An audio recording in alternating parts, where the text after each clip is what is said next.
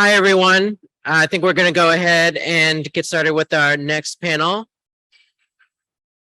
My name is Raj Reddy. I'm the director of the Animal Law Program at the Center for Animal Law Studies at Lewis and Clark Law School. And I'm pleased to be here to moderate this panel, Legal Pathways to the Courts for Animals.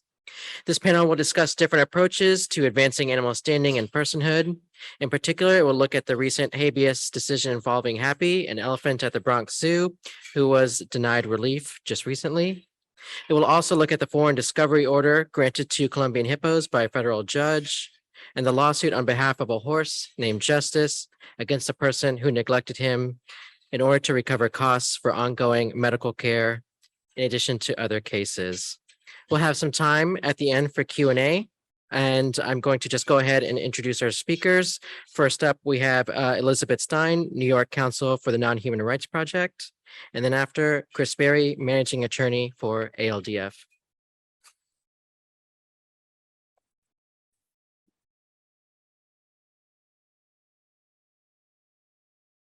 Okay, let me just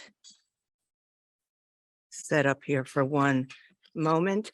Is Lori still here by any chance? Hi. Okay, so just so that everybody knows, I am in awe of Lori. We actually have never met. We've spoken many, many times. We've been on many Zooms. This is truly an honor and a pleasure to be here with you, Lori. You kind of primed everything for me, so maybe I'll put a little finer legal spin on it, but I want to thank everybody. I want to thank ALDF, GW, particularly close to my heart. My son graduated undergraduate, so this is fantastic. And I just want to briefly comment on what Lori said before I get into my prepared remarks, because she made the comment that without, and talking about our cases of the Nonhuman Rights Project, that without the science, there is no case. And she is 100% right about that.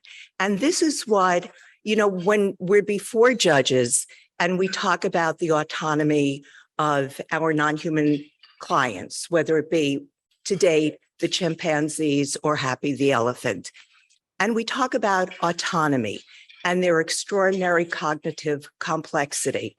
And I always say the same thing. I say, this is not me talking. I am telling you what decades of research has proven by the top primatologists, elephant cognition experts, cetacean experts in the world have demonstrated. So it's not the Non-Human Rights Project saying, we believe all of this about non-human animals. It's the experts saying it. And as Lori mentioned, Judge Fahey of the New York Court of Appeals, which is New York's highest court, and Justice Allison Tuitt from Bronx Supreme Court, both relied heavily on the experts in their discussions of why non-human animals should have the right to bodily liberty protected by habeas corpus. So, Lori, I thank you very, very much. Now on to my prepared remarks. Let's see if this works. Yes. Okay. What is the Non-Human Rights Project? Founded in 1996 by attorney Stephen M. Wise, who Lori mentioned many, many times. The Non-Human Rights Project works to secure legally recognized fundamental rights, such as the common law right to bodily liberty protected by habeas corpus of at least some non-human animals through litigation, legislation, advocacy, and education. And today we'll be discussing litigation. Our legal arguments are based on evolving standards of justice, morality, scientific discovery, liberty, equality, fairness, and the values of society. Our current clients are members of species who have been scientifically proven to be autonomous and extraordinarily cognitively complex. To date, they are chimpanzees and elephants. In the near future, we hope to include whales.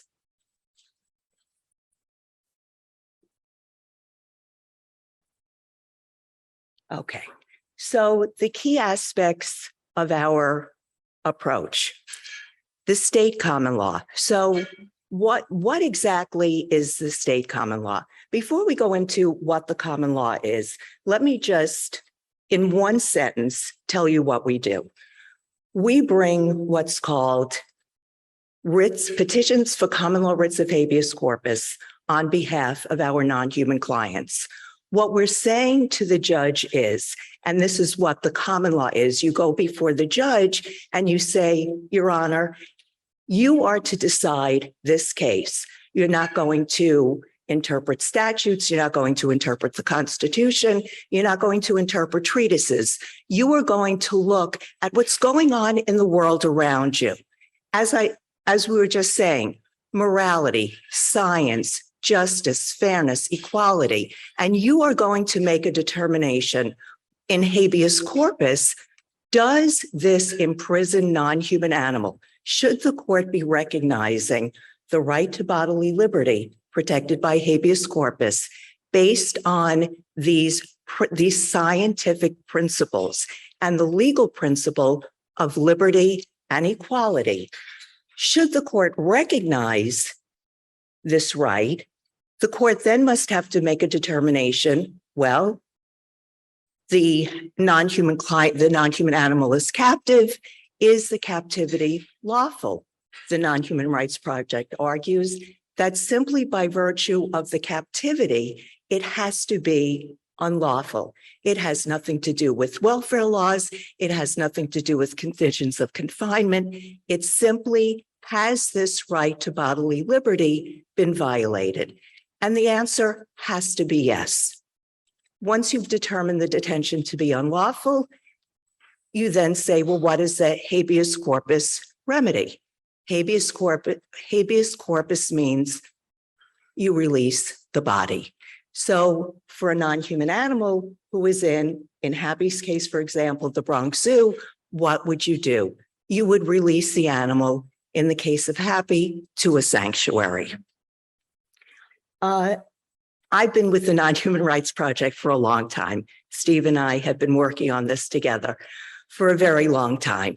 And when I started 13 years ago, it was the point at which we were reviewing the laws of every single state in the United States, because we needed to determine, we almost had a template of what questions we needed to answer with respect to a specific state.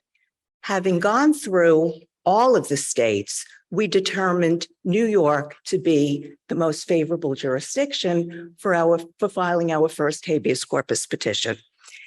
And just briefly, the reason that we chose New York is because, one, it recognizes common law habeas corpus. Not all states do. In certain states, habeas corpus has become statutory, which we don't want, because we don't want a judge interpreting a statute.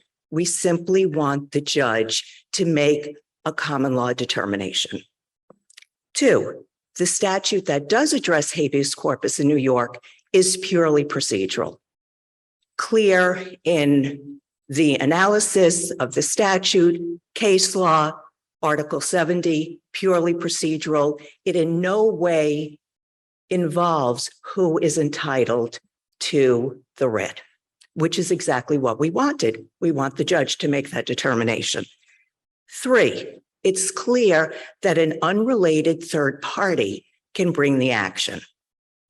Why is this so important?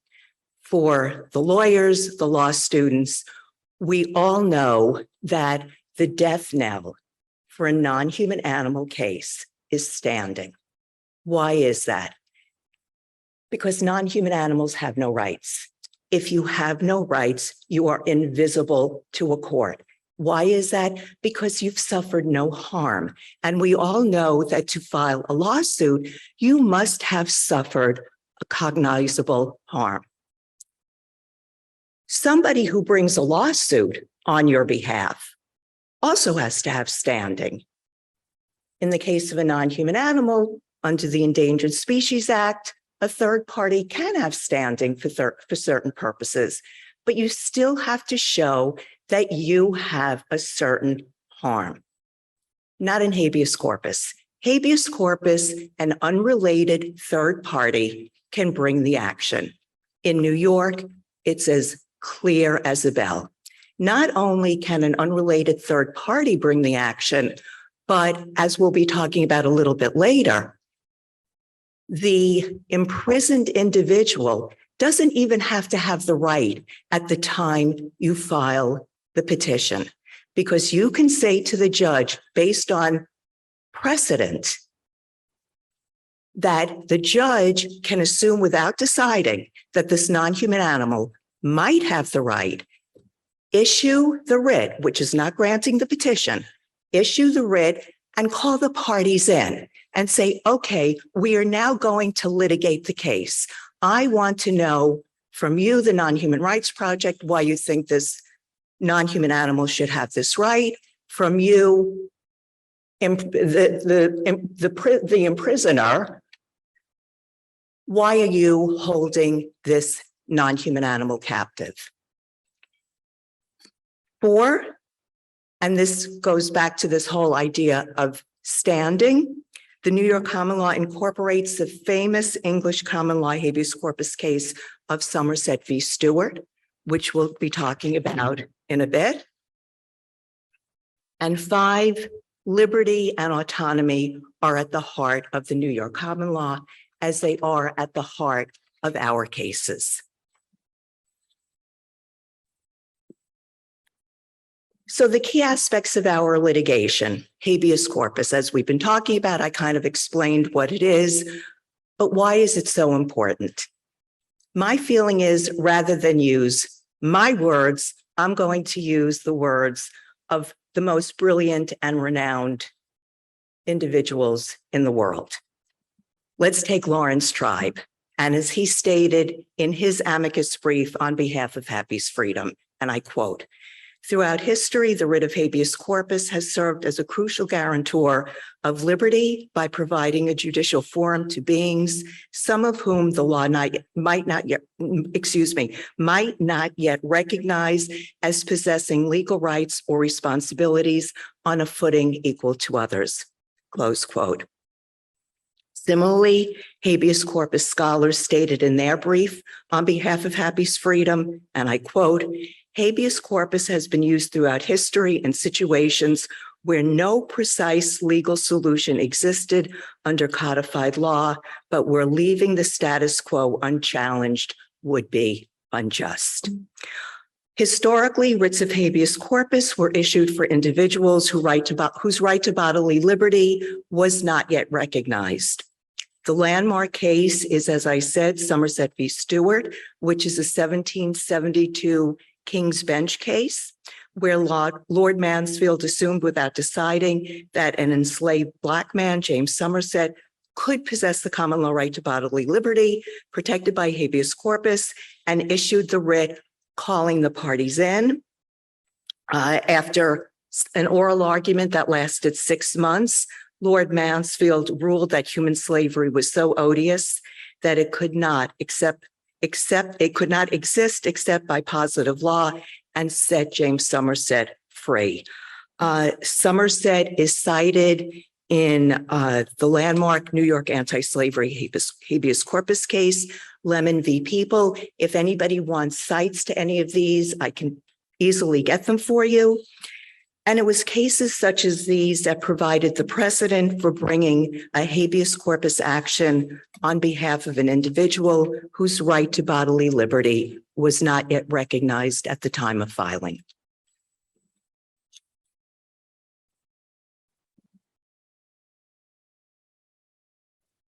Legal personhood. This is a thorny issue. And we at the Non-Human Rights Project, our thinking about it has evolved over the years.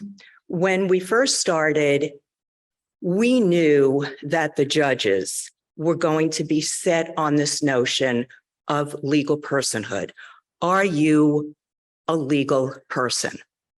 So we felt that it was necessary to establish legal personhood.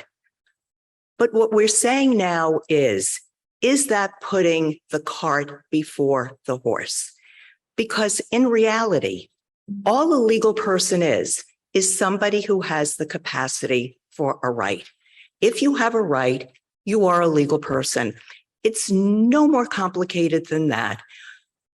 Black's Law Dictionary is clear that you don't have to be a human being to be a legal person, that as long as you have a right, you are a legal person, that you don't have to have the capacity to bear duties in order to be a legal person. So should the thinking now be, and interestingly, this is the thinking of Judge Fahey, of Judge Wilson in the dissent in Habeas case, that in reality, it's turned around. That what you should be looking at is, does this non-human animal possess the right? Whether it be the right to habeas corpus, whatever the right may be. Once you've established the right, the non-human animal is a person. So if there's an issue, for example, under Article 70, the procedural statute in New York, it uses the term person. We maintain it could have used any word. It's a placeholder saying that person means an individual who can employ habeas corpus. Once you have the right, of course you can employ it. So of course you will be a person for that purpose. So it's really, I believe the whole concept of personhood is slowly evolving, and judges are understanding that it's almost a cop-out to say, well, you're not a legal person, therefore you can't have habeas corpus. That's not the question. The question is, do you have the right? Because at that point, you're a person. There's a seminal case in New York, Byrne v. New York City Health and Hospitals Corp., that is very clear that you do not have to be a human being to be a legal person, that it's a matter of legal personality, it's a policy question. What's also very interesting is that not that long ago, the Fourth Judicial Department in upstate New York came down with the decision People v. Graves, which is interestingly an appeal from a criminal conviction for destruction of a company's property. But one of the issues was this definition of person.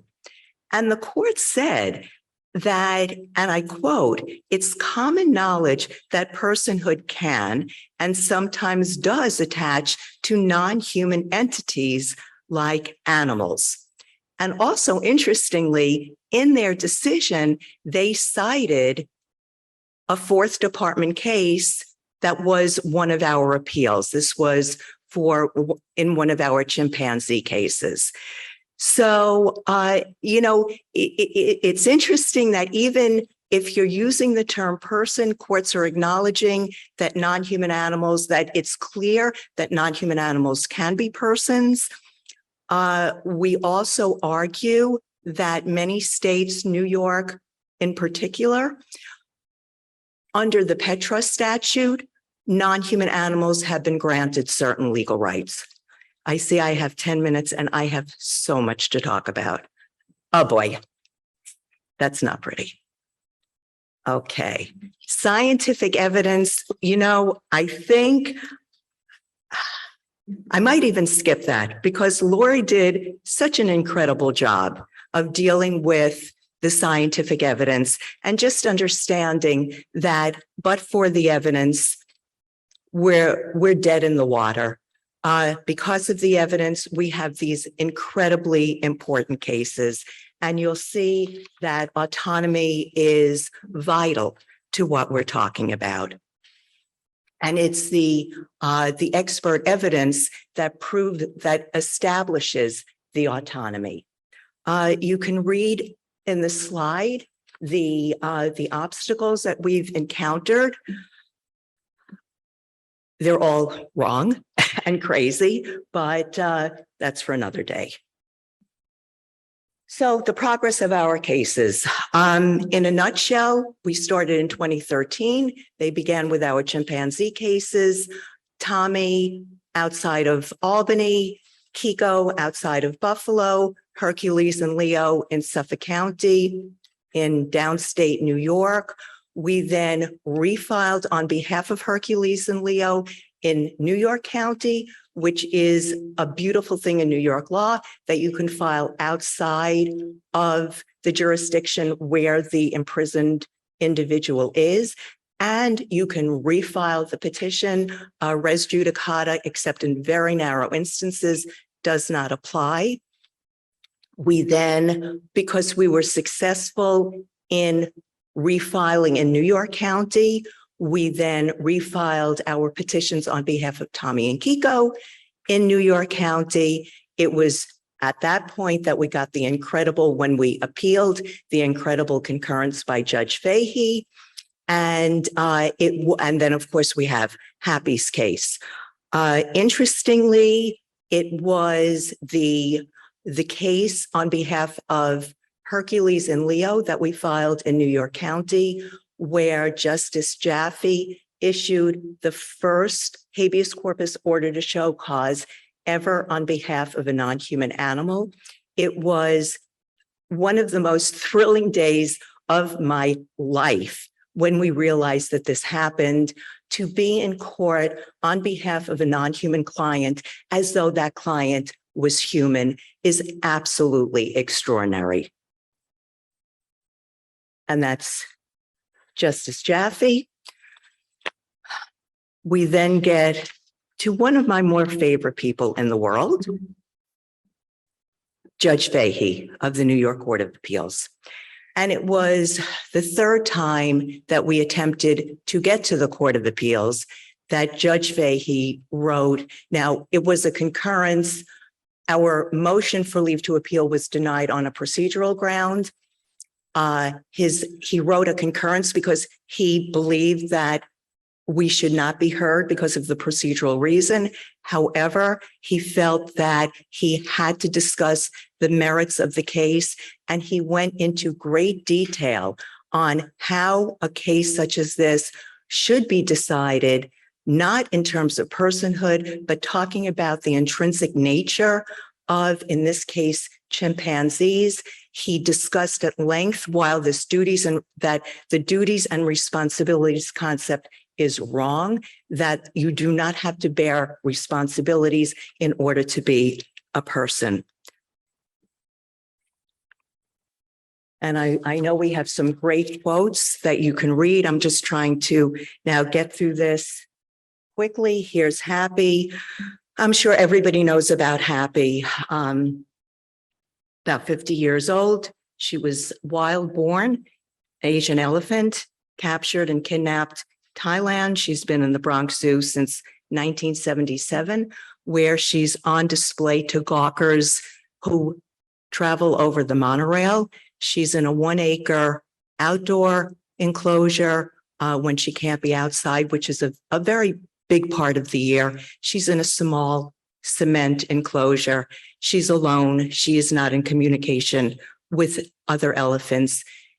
She cannot do as elephants do. She cannot walk miles a day. She's not a matriarch. She doesn't have her family. She's not in a herd. She doesn't communicate. She doesn't grieve. She's not able to show the empathy that she would be. She needs to live her life as an elephant. And that is what we had hoped we could achieve through our habeas corpus lawsuit. So we filed a petition for writ of habeas corpus on her behalf. We did it in upstate New York for various legal reasons, mostly having to do with the Graves case.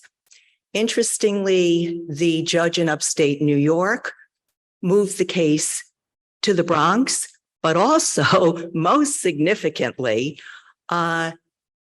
she issued the writ of habeas corpus. So this was the second time that a non-human animal historically was issued this writ, first time for an elephant. And I always say, be careful what you wish for, because when she then transferred the case to the Bronx before Justice Allison Tuitt, we had a hearing over 3 days where, in essence, her decision was where she said that she regrettably, her word, was bound by precedent, that Happy's life at the Bronx Zoo is her plight, and she should be at a sanctuary. My takeaway was, and also, which was very important into the dissents on appeal, was that, particularly for Judge Rivera, that Justice Tuitt had made the factual determination based on the experts that Happy is autonomous. Here is some of the grassroots activism, that we've had on Happy's behalf. This shows the incredible importance of Happy's case and how it's no easy feat for any case to be heard on appeal by the Court of Appeals, particularly a case on behalf of a non-human animal. This is after the hearing, which was very emotional, to say the least. The dissents, I know I'm not going to have time. I implore everybody here to please read the dissents of the judges in our decision, in Happy's decision, rather. They get to the heart of what needs to be done in terms of resolving the question on behalf of a non-human animal of whether that animal's rights should be recognized. Judge Rivera was quite clear in her dissent that Happy is autonomous, that her imprisonment is unlawful, and that she should be released.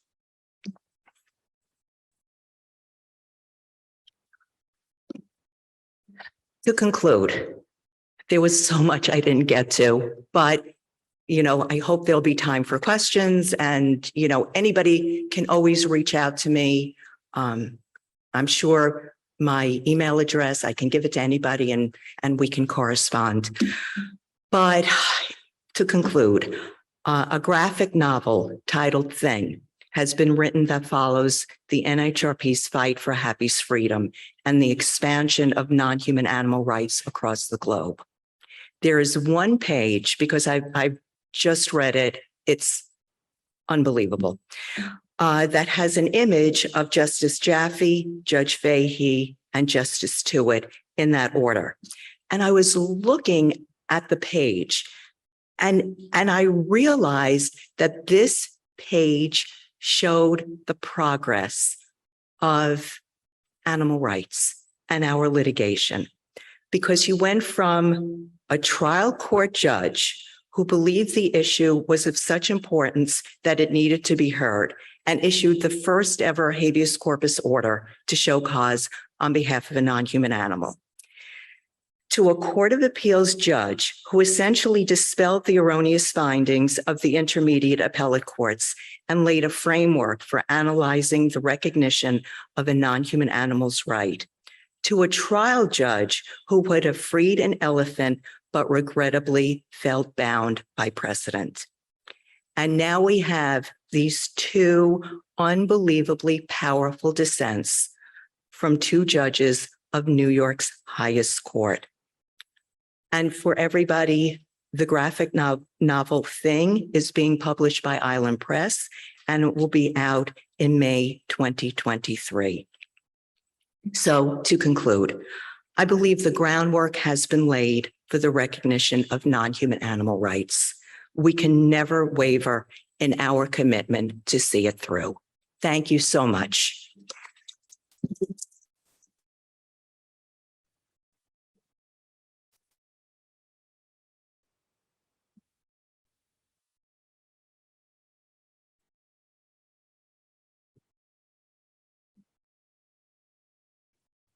Okay, great. Excuse me. So good afternoon, everyone, and thanks for being here. Thanks. That was a really wonderful presentation, Elizabeth, and I'll be talking about legal personhood as well. And thank you to everyone for being here and Raj for moderating. So to get on with it, so this panel is about legal pathway to the courts for animals, and I have a kind of a 1-2 punch that I want to convey in my portion of this presentation. So the first part is deconstructing what I call the monolith of legal personhood, to show that personhood isn't some big bundle of rights that is, like the right to vote and the rights that we normally associate with being an adult human, but rather it's something that can be take really any sort of size and shape and be put together as appropriate, which I think really fits in well with what Elizabeth was saying. And secondly, that when we think about legal personhood in this way, and with regards to pathways to the court, that this idea of personhood must involve the ability to actually enforce protections that are on the books for animals through standing, through some mechanism to go to court and to make sure that when animal protection laws are being violated, that something can be done about it.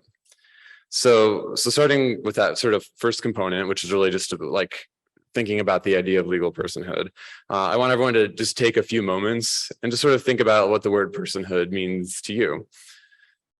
What comes to mind?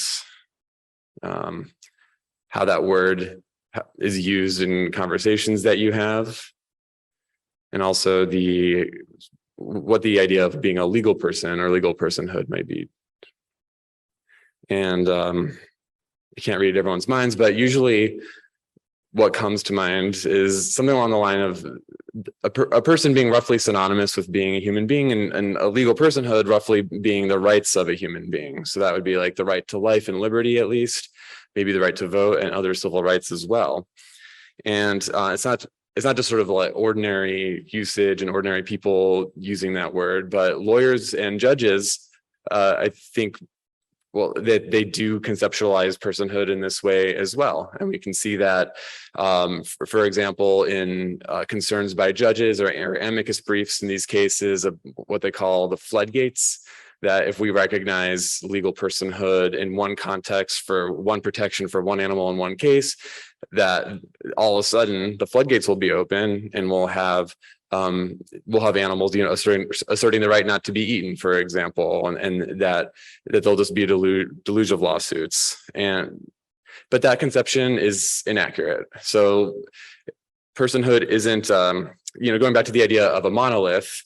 A monolith is essentially like a large concrete stone structure, or it can also be used in a social context. That a monolith is a social construct that's sort of, it's uniform and indivisible.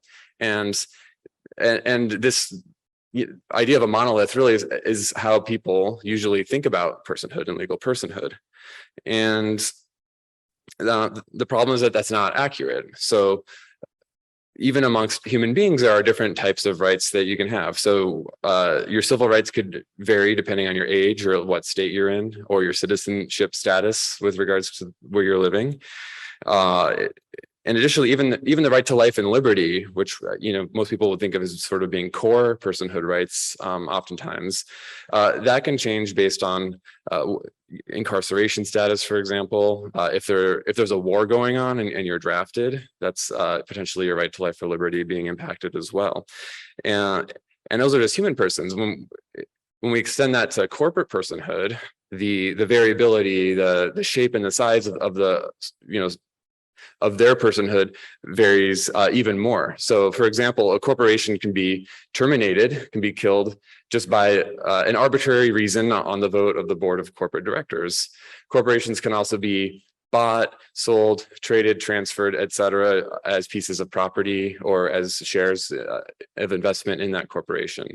So there is no singular, concrete, uniform thing called personhood, which you either are or you are not. Rather, it is more like individual pieces that can be put together and constructed in any sort of size, any sort of shape that can be imagined, whatever is useful or helpful to the legal system. Essentially, whatever the legal system wants to recognize as being the shape of that entity's personhood. And so I think it's useful then. A lot of times people ask the question, are animals persons? But perhaps a more useful framing of that question could be, what kind of personhood do animals have, or what kind of personhood should we recognize them as having? For advocates, sort of another variation of that question would be, what kind of personhood, what sort of size and shape should we be trying to construct, or should we be encouraging courts to put on their glasses to recognize as already existing? And then going back to the theme of this talk, which is legal pathways to the courts for animals, an important component of that type of personhood, of that collection of legal rights, as if you will, is the ability to go to court, to have those legal protections actually. So we typically would just consider this standing or enforcement of those rights. So moving on here, I've entitled this slide "Legal Protection Without Enforcement." And there's a big problem in animal law today, and that's that there are laws on the books, and a lot of times they're not actually being effectively enforced. And another way to put this is really that this is a slide about the status quo, right? That there are laws that aren't being enforced. And there's one case that I worked on a few years ago that I think really captures this pretty well. And that's the case of Forever Wild. So Forever Wild was a roadside zoo. It's now a mostly defunct roadside zoo in Minnesota. And years ago, its main attraction was a petting zoo for wolf puppies. So every year they would breed litters of wolf puppies, and people would pay to have a petting zoo interaction with them. The problem, there's a sort of a business problem with this, which is that there's a market, kind of a gray or black market for selling exotic animal or wild animals when they're young, but there's not really a market once they become adults. But when they're adults, you can't really do these petting zoo interactions anymore. And so at this facility, it doubled up as a fur farm, and this is actually from their gift shop of canine pelts there. When the wolves became adults, they would be pelted. And so they had a game farm license that indicated this in their annual reports. She had testified about this, and I mean, you can see for yourself at the gift shop. And so they were being exhibited and labeled as gray wolves, by that facility. And gray wolves in Minnesota at the time were threatened and protected under the Endangered Species Act, which prohibits killing, injuring, or otherwise harming endangered animals, or dealing with the parts of endangered animals so harvested. So, well, this would sort of appear to be a pretty straightforward violation of the Endangered Species Act. And as we were talking about previously, the Endangered Species Act does have a provision for enforcement. It's what we'd call a citizen suit provision. It says any person can sue to enforce the Endangered Species Act, which is pretty important. But before I get to the Endangered Species Act component of it, I want to say that what was going on is that law enforcement wasn't acting here. And so this is a problem where there can be laws on the books, but due to perhaps bandwidth reasons or a differing opinion about what the law requires, it doesn't require, or just various other reasons, right? If an animal protection law enforcement is being entirely entrusted to a government regulatory agency or to like a local sheriff, if they decide for whatever reason that this isn't something that they're going to pursue, then either nothing is going to be done about it, or there's going to have to be some sort of a civil lawsuit, right, brought by private parties. And so going back to the Endangered Species Act, the Endangered Species Act does have a citizen suit provision for any person, which has been interpreted as a human or a corporation that has standing. And luckily in this case, there was standing. Right? This is a zoo. It was out in the open. And some of the entities, including Animal Legal Defense Fund, had expended resources investigating and trying to get law enforcement to do something about this facility previously. So, you know, that might be fine and good. That could be an example, right? The Endangered Species Act of sometimes being able to enforce the law. The facility had a defense, though, and this is why I think this is such a good illustration. They were actually claiming that they weren't gray wolves protected by the Endangered Species Act because they actually were part dogs, that they had husky intermixed with them as well, and therefore they didn't have the legal protection of the Endangered Species Act, which is like both a bizarre but in a way it strangely worked out for them. And the reason it's bizarre is because it would also be illegal to kill a dog for a pelt. There's a federal law that prohibits dealing in cat and dog pelts. And also that would be, you know, animal cruelty. There's not like a fur farm or kind of wild fur harvesting exemption for cruelty for a pet dog. So they were trying to have their cake and eat it too, but they used this argument to keep the U.S. Fish and Wildlife Service off their back. And then they would, by saying that, oh, they're not wolves because they're dogs. And then they would go to, you know, to the local authorities and say, well, and to us, and they would say that they're not dogs because they're also wild animals. And so, unfortunately, you know, in some states, a few states, you can actually sue to enforce in civil court and privately the animal cruelty laws, but neither the federal wolf dog pelt law nor that state's animal cruelty law had a straightforward mechanism to actually go to court. So as a good litigator, what you'd want to do is be like, well, we'll just sue you for the Endangered Species Act and we'll sue you for pelting dogs. And it doesn't really matter what bucket the court puts them in because what you're doing is illegal either way. But because there was no mechanism under that state's animal cruelty law for us to be able to privately enforce that, we were forced to, and luckily we were successful. We had to persuade a judge that they should actually be considered gray wolves. But had that not panned out, I think that it really illustrates the problem of having laws on the books that aren't being enforced and that don't have an ability to be enforced. They were also violating local ordinances about having wild animals, and so the facility was shut down except for their, you know, like they had like sheep and cows and so forth. But that's what ended up happening to that facility. But I think it's a really good example about the problem of enforcement, both the role that the government usually plays in law enforcement, the sort of the potential to have at least some private enforcement through like the citizen suit of the Endangered Species Act, and what can happen when there is no mechanism at all. I do also want to put an asterisk there because under the Endangered Species Act, you still have to be harmed. You still need an injury. You still need standing. And if you don't, at least in federal court and most state courts, without that injury, you won't have standing and they won't recognize you. So luckily, this was out in the open, that there were some organizational injuries that we could allege, but you could easily imagine a situation where the cruelty is happening behind closed doors, and whether under the Endangered Species Act or something else, if you're relying on the standing of a human or a corporation to litigate and protect an animal, that will work sometimes, and sometimes it won't work. Here's another case. This is also just an example sort of from several years ago, but with regards to the problem of cruelty happening behind closed doors, these are pigs in a farrowing crate in California at the state fair.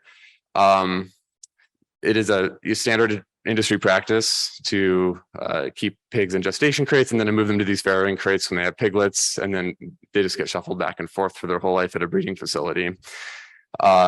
California law since 1970s had a law, Penal Code 597T, that requires any animal who's confined shall be provided an adequate exercise area.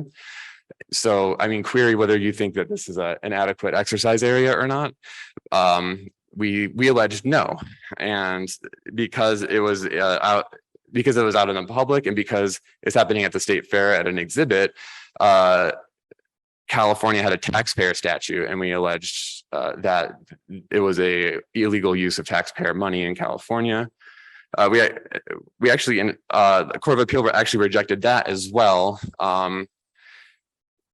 for reasons which I think fundamentally were just discomfort at the idea of litigating that type of a case. But that just goes to show that even in situations where there appear to be some straightforward mechanisms, that cases can still get thrown out on grounds of standing, even when it seems like you should have a good argument. So just to kind of like to wrap that up, right? There are ways of going to courts for animals through humans, through the Endangered Species Act. Public nuisance laws in some states will allow sort of enforcement of animal cruelty for people who have standing. There are some states have taxpayer statutes. California has and other states have unfair competition laws where you can sue over illegal business practices, and those have been successful in some instances, like shutting down puppy laundering through rescues to get around the retail pet sale bans, or gifting foie gras to people who are buying like a $200 salad and getting foie gras in jurisdictions that have foie gras sale bans. So it's effective, but there are holes in the system. And so getting back to this idea of standing and personhood for the animals themselves, I want to talk about the ex parte application of the community of hippopotamuses living in the Magdalena River. So we'll just call this the Columbia hippo case from here on out. And this is a really breakthrough case that ties together everything that I've talked about so far. I think it's just a beautiful concrete illustration of creating and constructing a system of legal personhood and standing for animals, and doing it in a way that doesn't unleash the floodgates of unintended consequences, and that won't, importantly, like spook judges or legislators from embracing this idea and going along with it. So to start at the beginning here of this case, Pablo Escobar had kept a zoo, and when he died in the 90s, they didn't know what to do with his hippos, so they let a small population of hippos just loose into the wild. And they reproduced. Now there's over 100 hippos. They're living in the Magdalena River. And the Colombian government was entertaining the possibility of controlling their population through lethal means, essentially culling the hippo population here. A animal rights attorney in Colombia filed a lawsuit directly on behalf of the hippos. So importantly, in Colombia recognizes the rights of nature and the ability of non-human plaintiffs to have their interests represented in court. So in fact, the Magdalena River itself had previously been recognized as having legal personhood in Colombia. And so a lawsuit was filed essentially, demanding that the government consider non-lethal means of controlling the population through sterilization. You might wonder what this has to do with US law. So because they want the attorney wanted to advocate for non-lethal population control through sterilization, there happened to be hippopotamus sterilization experts here in the United States, and so their testimony would be, very valuable to protecting the hippos in this lawsuit. And that brings us to 28 USC section 1782. And one of the benefits of working at the Animal Legal Defense Fund is having a bunch of brilliant people to work with. So there's actually Ariel Flint over here, who's in our audience, who put all this together once we learned of this. And 1782 is actually a law that allows any interested person to come to the United States and essentially serve a subpoena for documents or testimony that will help their foreign lawsuit. Now, this invokes the word person, right? You have to be an interested person to do it. Now, the purpose of the law is so that if you're a litigant in another country, you can come to the US and get some help from our legal system. And also, if there's a lawsuit in the United States, the idea is that we would be able to go to that country, and also and then our citizens or our litigants would be able to avail some of the protections of the other country's legal system. And because of that, the US Supreme Court actually has literally said that there's no doubt that if you're a foreign litigant, that you are an interested person with the ability to obtain one of these subpoenas under Section 1782.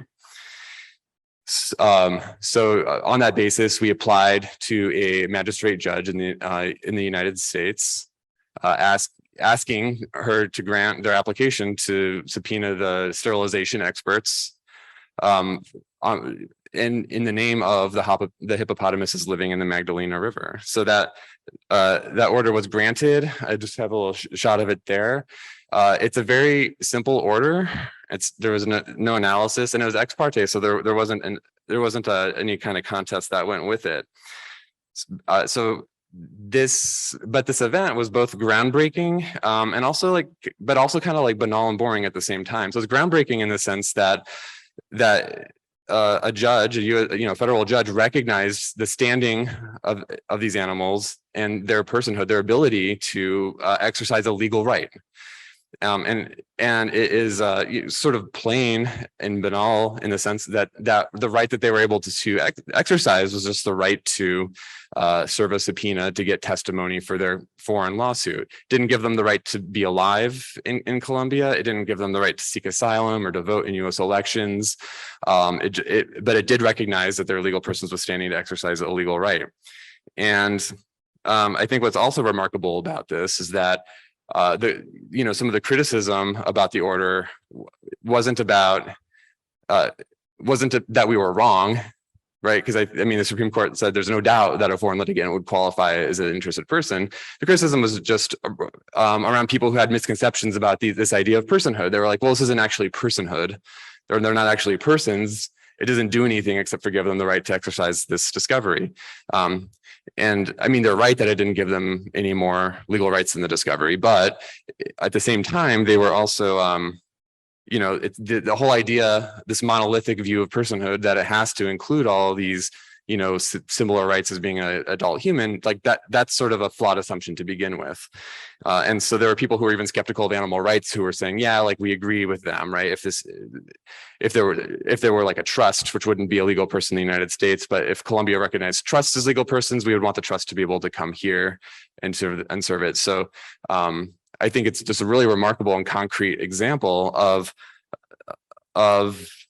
constructing and recognizing this standing for animals to enforce legal rights, even if it's just one really basic legal right. And that just brings us to our last case that I'll touch on here, which is the case of Justice. So Justice is a horse in the state of Oregon.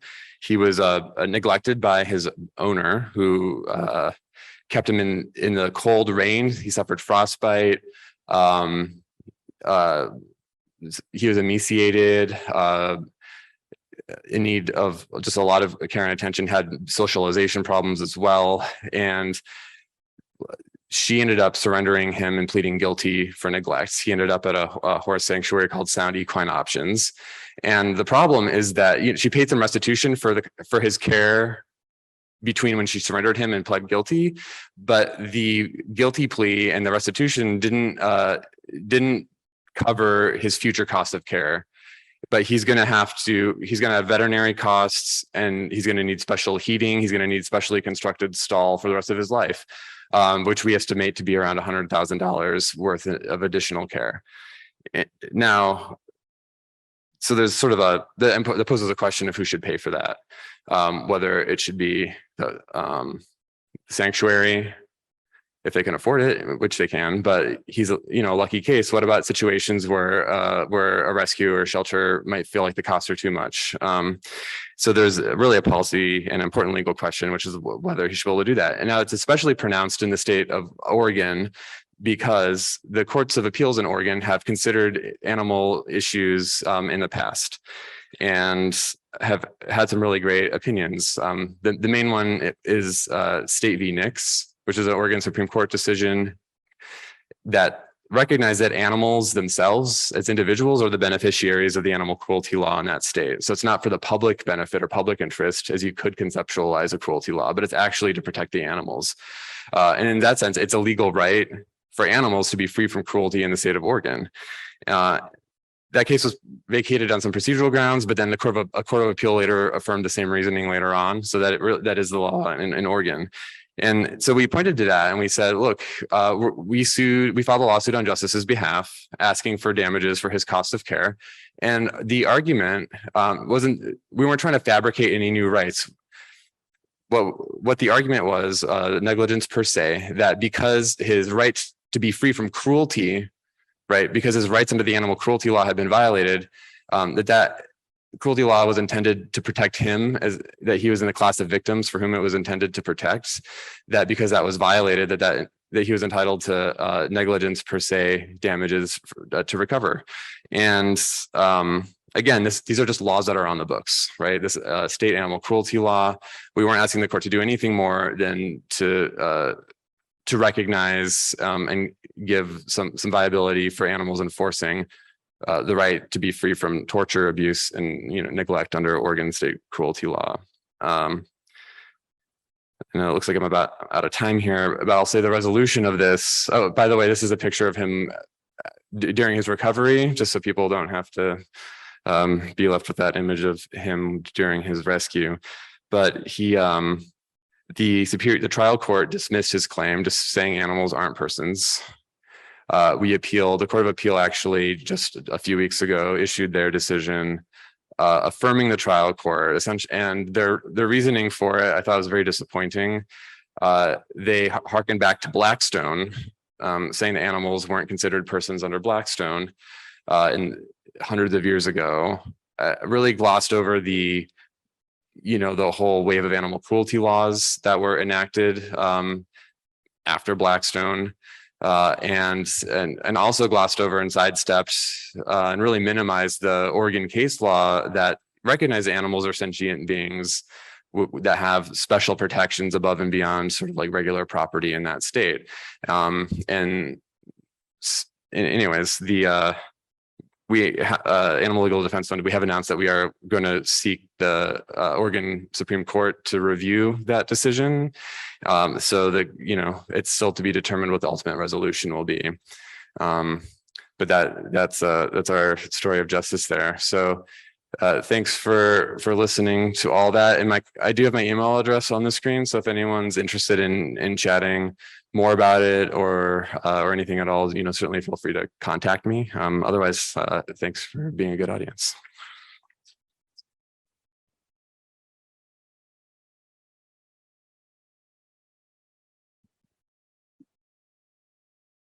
Thanks so much, Lydia and Chris. And we have about 15 minutes for questions.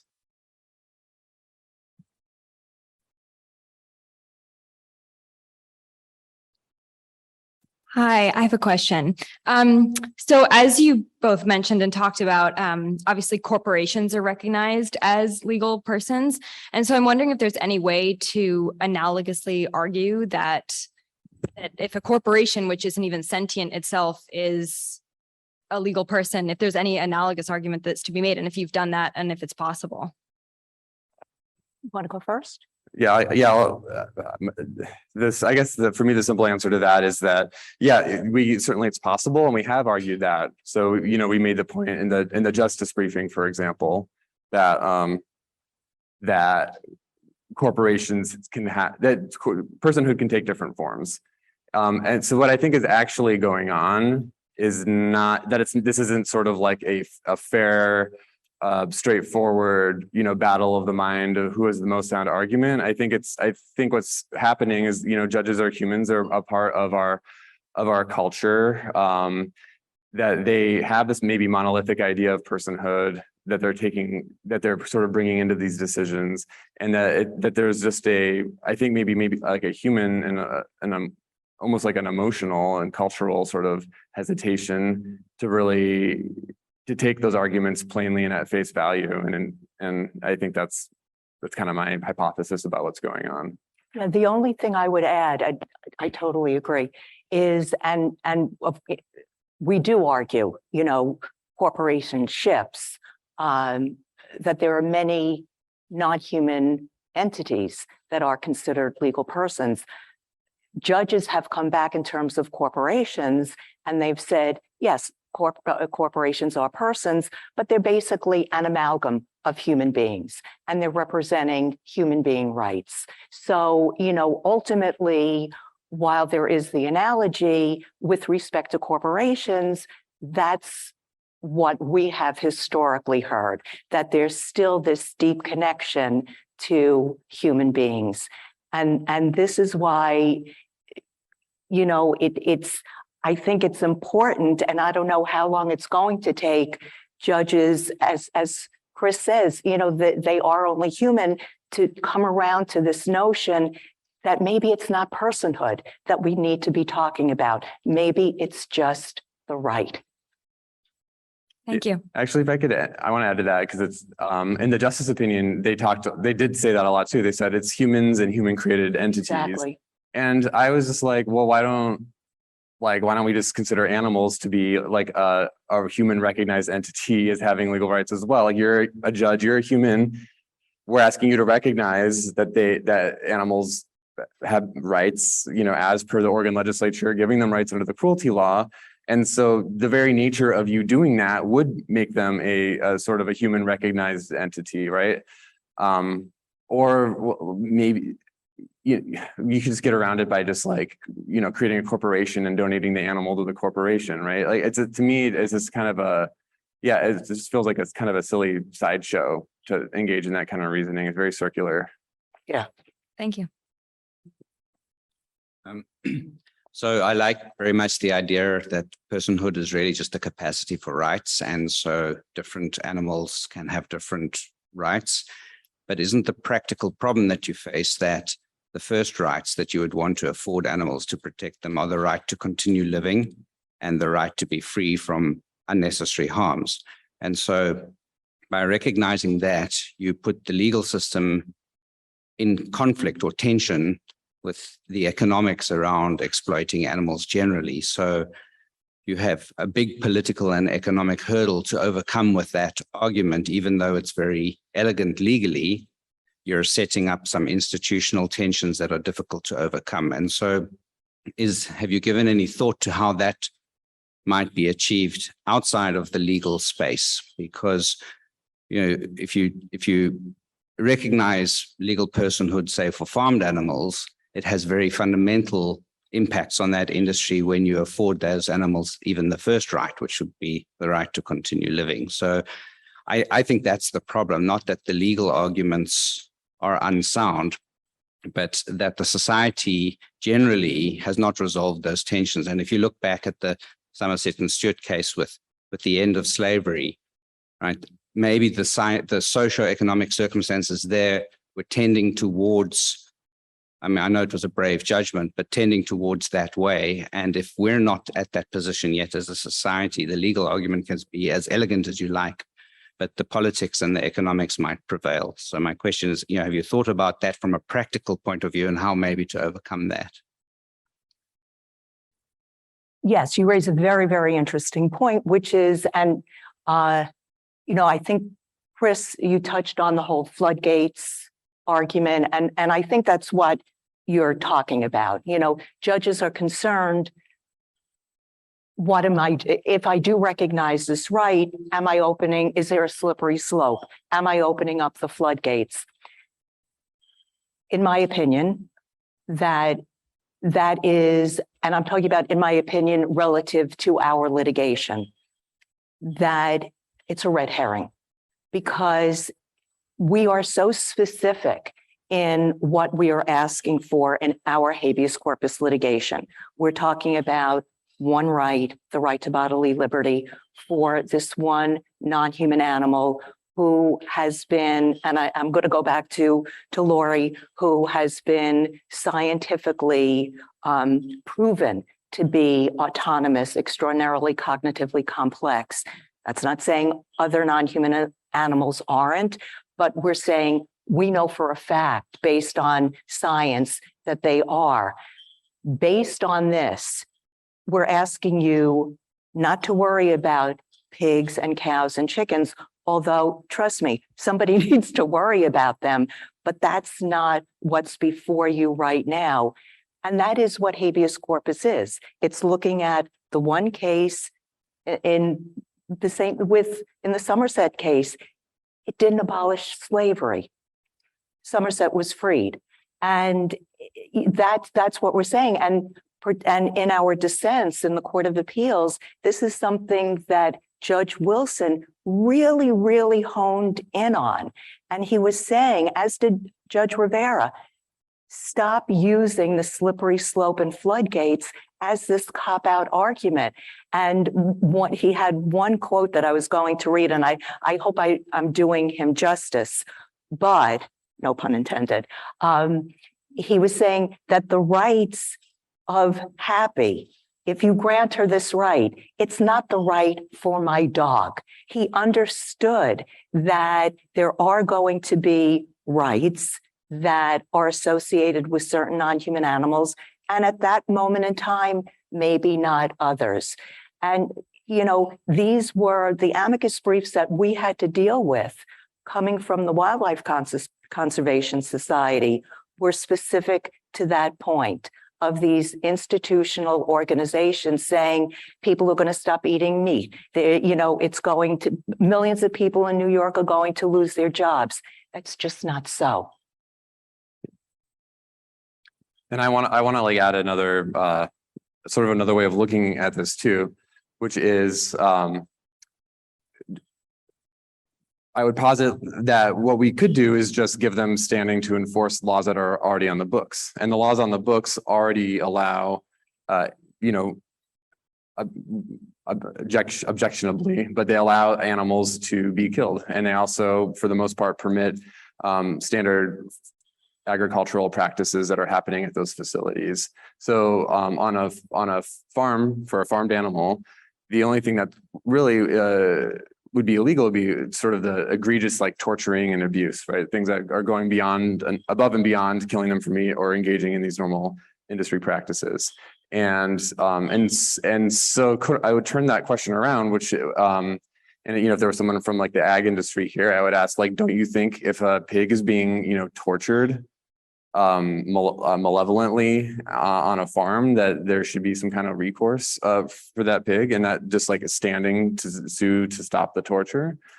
And so that would be, you know, we're thinking about this in two tracks. Like, what are the protections that the animals have? Like the substantive ones, they have a right. Do they have a right not to be tortured? Do they have a right not to be eaten, et cetera? And then there's sort of this procedural track, which is, do they have standing, or, you know, to what extent do they have procedural ability or standing to enforce those substantive protections?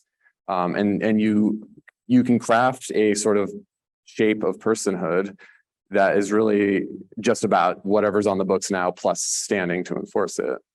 And then I also just want to make one other point too, which is that, you know, even in an optimistic scenario where we were breaking through on these cases, I actually would be concerned that there wouldn't be enough of the cases being brought, because it's incredibly resource intensive to pay, you know, for the attorneys and to pay for the litigation, for years of litigation and all the litigation costs.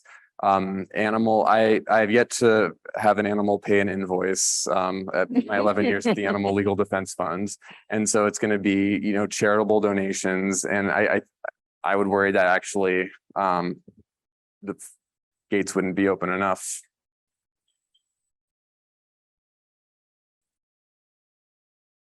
Hi, I was wondering in regards to the Non-Human Rights Project, how you draw the legal distinction between a sanctuary and a zoo in terms of like just in the legal analysis. I understand the ethical differences because I've worked in both facilities, but I was wondering what your legal arguments are around drawing the separation of, okay, this animal needs to be freed from a zoo to put into a sanctuary. How do you explain those two different types of enclosures?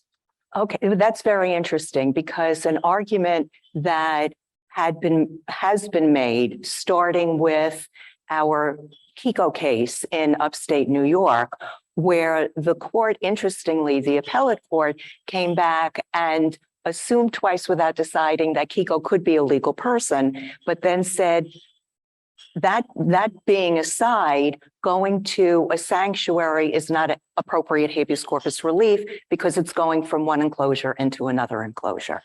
This is something that was later picked on picked up on in later decisions, as well as in the New York Court of Appeals decision. And there are multiple tracks to why that's legally unsound. One, just based on New York law, that you can, under New York law, habeas corpus doesn't mean that the door opens and you step onto the streets. For many humans, that cannot be done. They have to go from one place to another. And the law in New York is quite clear that as long as the second place to which the individual is going is separate and apart and distinct from the first place, that's appropriate habeas corpus relief, which is what Judge Fahey said, and which is what the dissenting opinion said as well. So to that end, we argue, sadly, Happy cannot be released onto the streets of New York. She cannot go into the wild because, she's been held captive now for 50 years. That's not going to happen. Where can her autonomy be recognized? At an accredited elephant sanctuary where she will be able to do the things inherent to being an elephant. And we draw the comparison between her life now, where she basically, as you saw in the picture, she stands there. When she's not in her cement enclosure, when she's in the outdoor enclosure, she stands there and she engages in stereotypical behavior.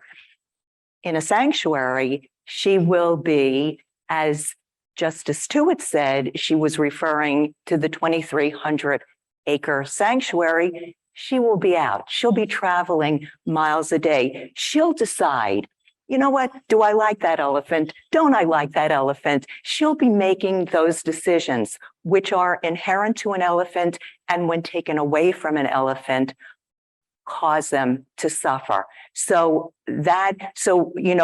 And again, I have to say, it's not our opinion, it's the opinion of our experts who were very specific as to what is happening to Happy at the Bronx Zoo, what her life would be like, where her autonomy is being violated, what her life would be like at a sanctuary where it would not be violated. Thank you. You're welcome. Yes, thank you for that question. And maybe we have time for one more, I think. This is for Elizabeth. Thank you. I was really interested to hear sort of the strategy and all of the progression of the cases within New York State. So thanks for sharing that. And I'm wondering if now that the Court of Appeals has spoken, are we at the end of the road in New York or? Thank you for asking, because it's the one thing I had in my notes and I didn't get a chance to say. So we have filed a motion for re-argument, which you can do after the Court of Appeals has rendered a decision. We have not heard back. We are relying heavily on our dissenting opinions. We have basically said that the decision is clearly erroneous, that there was a misapplication of the law, that what the decision has done was actually created confusion in New York law, which is antithetical, kind of the antithesis of what a Court of Appeals decision is supposed to do. It's supposed to be taking lower court decisions, intermediate appellate court decisions, and resolving them and making one decision. The Court of Appeals didn't do that. We also argue that, particularly with respect to what we were just talking about, release to another place, that it's contrary, because it's contrary to New York law, it would have a negative impact on human beings. Because if this is what the Court of Appeals is saying, if they're saying, and they didn't just limit it to non-human animals or to Happy, they basically said, you have to be released. You can't go from one place to another. That's not the law in New York. So if now an imprisoned human being needs to go from one place of confinement to another that's completely different and separate and apart, does that mean that that can't happen? So, again, we haven't heard anything yet. September has been a big month for the Court of Appeals. I think they've had 3 different sets of decisions, none of which have been ours. You can't read the tea leaves. We always try. We're always wrong. So we don't know if it's because they're giving it serious consideration, if it's because there'll be dissenting opinions because we're granted it and there are dissents, we're not granted it and there are dissents, or they just haven't gotten to it yet. But that is where we are. Can I just add, like, you know, you're talking about asking for reconsideration. I wish judges, you know, in these situations would just say like, it's different from how we've done things and we just don't feel like doing it differently. Right. Or that they would just say like, we're just going to add like a sort of a DNA requirement to like to the law we're going to use our common law authority to impose the DNA limitation or something. I wish they would just say it. So. Because that's what they mean. That's Because what they mean. And then when they don't say that, then they just concoct these sort of like other arguments that are just that they don't fit because it's not going to like make sense when you apply it in these other situations. And it's like I think what they're doing is they don't want to just admit it because they realize that that's like biased and non-sound reasoning, and so they just concoct these other like contextual arguments. Right. Like, Well, what I feel like is subconsciously going on. I don't think it's conscious. but interestingly, in the majority opinion in the Court of Appeals, they come out and say habeas corpus is limited to human beings. So if you're not a human being, you're out of luck. They could just stop the opinion there too then. Yeah. You know? Yeah. All right. Well, thank you both. Another round of applause for our two speakers.